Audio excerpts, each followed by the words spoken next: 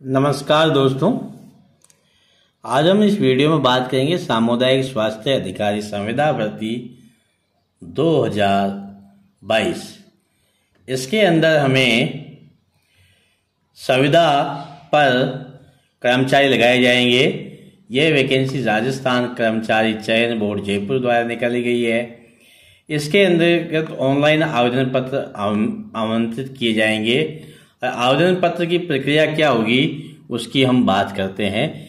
इसके अंदर आपको ऑनलाइन एप्लीकेशन फिलअप करना है और वो आपको राजस्थान की वेबसाइट rsmssb.rajasthan.gov पे उपलब्ध होगा और इसके लिए आपको वन टाइम रजिस्ट्रेशन करना होगा।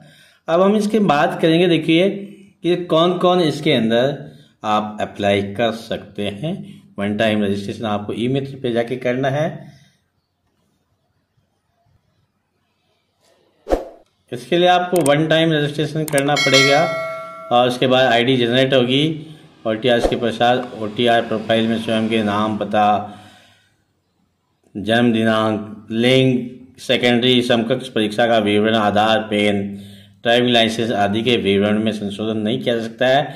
इसलिए आपको पहले इसमें जब भी फीड करें तो आप सही तरीके से करें ताकि कोई गलती नहीं हो।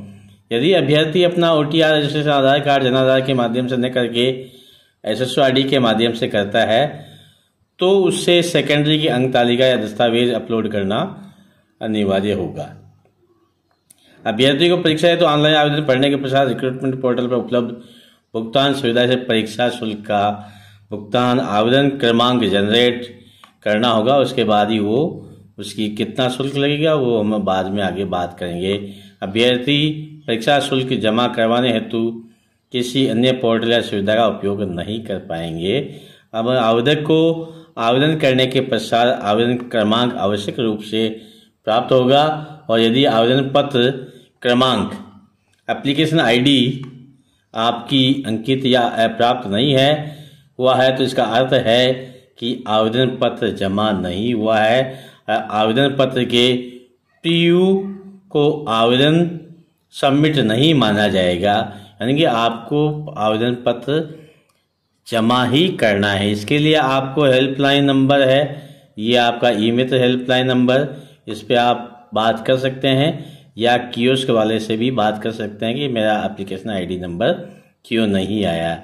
और हेल्पलाइन नंबर आपका 029430575541, ठीक है ना। इस नंबर पे भी आप कॉल कर सकते हैं। उसके बाद आपका आवेदन शुल्क जो होगा, देखिए CSE के माध्यम से फॉर्म भरा जाएगा और सामान्य और क्रीमी लेयर अन्य पिछड़ा वर्ग हेतु आवेदन पत्र 450 रुपये होगा और नॉन क्रीमी लेयर अति पिछड़ा वर्ग OBC यानी आर्थिक रूप से EWS उनके लिए 350 रुपये होगा और SC ST और आपका के लिए आपका 250 रुपये होगा। लेकिन जिनकी 2.5 लाख से कम है वार्षिक आय और के लिए अनुसूचित जाति जनजाति के समान ही परीक्षा शुल्क होगा, वो है आपका 250 रुपये।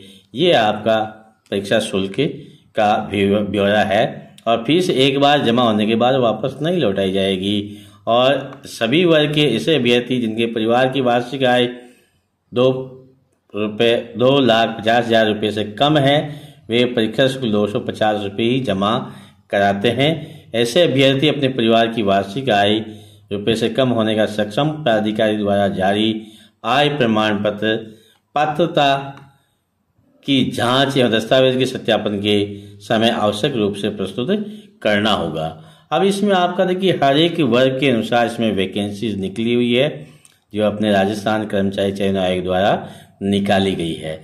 विशेष चीज इसमें क्या देखनी है आपको, देखिए आपका अनुसूचित जाति जनजाति अन्य पिछड़ा वर्ग अति पिछड़ा वर्ग आर्थिक रूप से कमजोर वर्ग के अभ्यर्थियों को निम्नानुसार आरक्षण का लाभ दिया जाएगा। महिलाओं हेतु रिक्तियों का आरक्षण क्षैतिज प्रवर्गानुसार कैटेगरी वाइज 30% होगा। महिला अभ्यर्थी का आरक्षण उस संबंधित प्रवर्ग में जिनकी वे महिला आवेदक है आनुपातिक रूप से समायोजित किया जाएगा, यानी जिस वर्ग में है उनमें 30% महिला उसमें पात्र होगी। ठीक है ना दोस्तों। अब अपने पास बात करते हैं कि महिलाएं हेतु आरक्षित दर्शाए गए पदों में निम्नानुसार 8% पद विधवा एवं 2% परित्यक्त्या, यानी विवाह विच्छिन्न महिला जिनका विवाह विच्छेद हो गया है किसी कारण से। ठीक है ना। तो विधवा उपलब्ध, ये अगर उपलब्ध नहीं होती तो विधवा के लिए आरक्षित पद को उसी श्रेणी की परित्यक्त्या महिला से भरा जाएगा। इसी प्रकार यदि पर्याप्त परित्यक्त्या अभ्यर्थी उपलब्ध नहीं है तो इसके लिए आरक्षित पद उसी श्रेणी की विधवा महिला से भरा जाएगा। यदि विधवा और परित्यक्ता दोनों ही पर्याप्त संख्या में उपलब्ध नहीं है तो उसे इनके लिए आरक्षित पद को उसी श्रेणी की सामान्य महिला से भरा जाएगा। और विधवा आवेदक होने की स्थिति में सक्षम प्राधिकारी द्वारा पति की मृत्यु का प्रमाण पत्र, परित्यक्ता महिला विवाह विच्छेद तलाक का सर्टिफिकेट आपको वहाँ पे प्रस्तुत करना होगा। ये आपका मुख्य रूप से जो आपको ध्यान में रखना है। भूतपूर्व सैनिक है उनको आपको भूतपूर्व सैनिकों के आश्रित को भूतपूर्व सैनिकों के आरक्षित पदों का लाभ नहीं, आश्रित को लाभ दे नहीं होगा।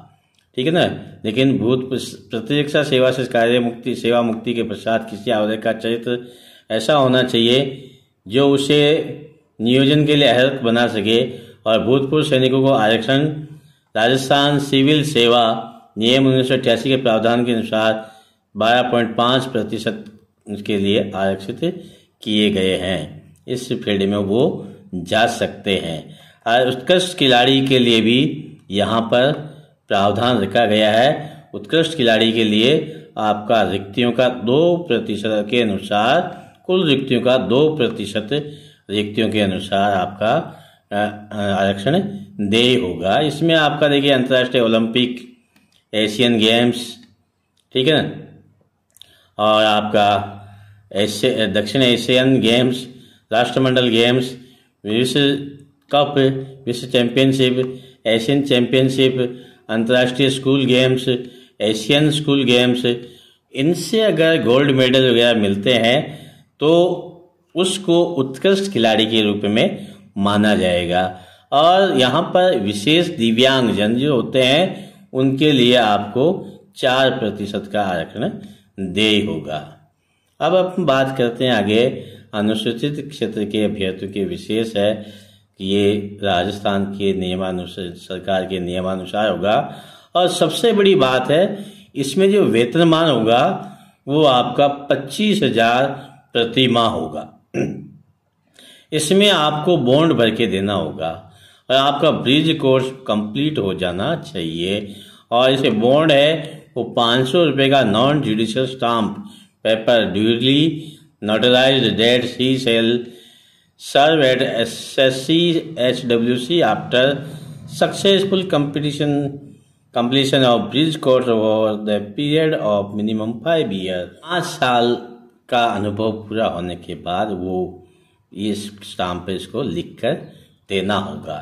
अब इसमें अपनी एसेंशियल क्वालिफिकेशन है वो आपकी BSc in community health, nurse, GNM और BSc Ayurvedic practitioners from recognised university registered respective Rajasthan nursing council board of Indian council, यानी BSc certificate in community health और BSc in community health, BSc nursing with integrated curriculum और post basic BSc nursing with integrated curriculum, यानी BSc nursing GNM वगैरह सारे इसके लिए qualify है, उसमें आवेदन कर सकते हैं। सभी नर्स, GNM और BSc अभ्यर्थियों को CHO के पद पर आवेदन के समय राजस्थान नर्सिंग काउंसिल में पंजीकृत होना आवश्यक है, यानी जैसे डिग्री होती है उसका पंजीयन करवाया जाता है संविदा पे लगने के लिए भी। और सरकार में आपको परमानेंट नियुक्ति में जाने से पहले आपका रजिस्ट्रेशन होना जरूरी है। अगर रजिस्ट्रेशन हो जाता है तभी आप इसमें क्वालिफाई है, अन्यथा नहीं है। ठीक है दोस्तों। सामुदायिक स्वास्थ्य अधिकारी का संविदा पद पूर्ण रूप से संविदा पद आधारित है। राज्य सरकार के निर्देशों के अनुसार केवल यह पद केवल 1 वर्ष या बढ़ी हुई अवधि या परियोजना अवधि तक होगा। संविदा के आधार पर नियुक्ति संविदा अवधि समाप्त होते ही स्वतः ही समाप्त हो जाएगी। इसके लिए आप आगे अप्लाई नहीं कर सकते हैं। अन्य योग्यताएं: स्वास्थ्य, आपका उक्त पद पर भर्ती के लिए उम्मीदवार अच्छे मानसिक और शारीरिक स्वास्थ्य का होना चाहिए। वह किसी ऐसे मानसिक या शारीरिक दोष से मुक्त होना चाहिए जो उक्त पद के रूप में उसके कर्तव्यों के कुशल पालन में बाधा डाल सके, और यदि वह चयनित कर लिया जाता है इसके लिए आरोग्य प्रमाण पत्र उस जिले के मुख्य चिकित्सा एवं स्वास्थ्य अधिकारी द्वारा देना होगा। और उसका सेवा में सीधी भर्ती के लिए आवेदक का चरित्र ऐसा होना चाहिए जिससे कि वह उक्त पद पर नियुक्ति के लिए योग्य हो, और उसे सदचरित्र का प्रमाण पत्र ऐसे विद्यालय, स्कूल, कॉलेज जहां उसने अंतिम शिक्षा प्राप्त की हो के प्रधानाचार्य शिक्षा अधिकारी के द्वारा प्रस्तुत करना होगा। तो ऐसे उत्तरदायी व्यक्ति के प्रमाण पत्र भी प्रस्तुत करने होंगे जो आवेदन पत्र की दिनांक से 6 महीने के न हो और अभ्यर्थी के रिश्तेदार न हो। यानी और इसके लिए सबसे बड़ी बात, वो भारत का नागरिक होना चाहिए, नेपाल का प्रजाजन हो और भूटान का प्रजाजन हो, और तिब्बती शरणार्थी जो 1962 से पहले भारत में स्थायी रूप से बसने के विचार से आया हो, और आयु आपकी 1 जनवरी 23 को 21 वर्ष की आयु प्राप्त कर चुका हो तथा 40 वर्ष का नहीं हुआ है, 40 वर्ष तक क्या होगा। इसमें आयु में छूट प्रावधान राजस्थान के सरकार के नियमों के अनुसार ही होगा। विवाह पंजीयन आपका 22/5/6 के अनुसार इस परिपत्र के जारी होने की दिनांक से राजकीय सेवा में नियुक्ति हेतु विवाह पंजीयन कराना अनिवार्य। तत्संबंधी प्रमाण पत्र यथा समय वांछनीय होगा। परीक्षा शुल्क आपका ऑनलाइन जमा होगा। इसके लिए आप परीक्षा शुल्क ई मित्र, जन कियोस्क, नेट बैंकिंग, एटीएम कम डेबिट कार्ड, क्रेडिट कार्ड के माध्यम से आप 8/11 से 7/12 को जमा करवा सकते हैं। ठीक है ना दोस्तों। और परीक्षा आयोजन सामुदायिक स्वास्थ्य अधिकारी के पदों की भर्ती हेतु बोर्ड द्वारा परीक्षा माह फरवरी 2023 को आवंटित केंद्रों पर कराई जाएगी। इस संबंध में विस्तृत दिशा निर्देश बोर्ड की साइट पे आपको उपलब्ध हो जाएंगे। इस प्रकार से साथियों आप इसमें आवेदन कर सकते हैं ई मित्र कियोस्क पे जाकर। और आपको साथियों मेरे द्वारा दी गई जानकारी अगर अच्छी लगी है तो आप वीडियो को लाइक जरूर करें, और आप जो फोटो अपलोड करते हैं वो उनकी साइज आपकी 20 से 50 KB के बीच में होनी चाहिए, और फोटो JPG के बीच में होनी चाहिए, और ये सारे डॉक्यूमेंट्स आप उसमें अपलोड करने हैं। फिर मिलेंगे अगले वीडियो में, तब तक के लिए जय हिंद, जय भारत।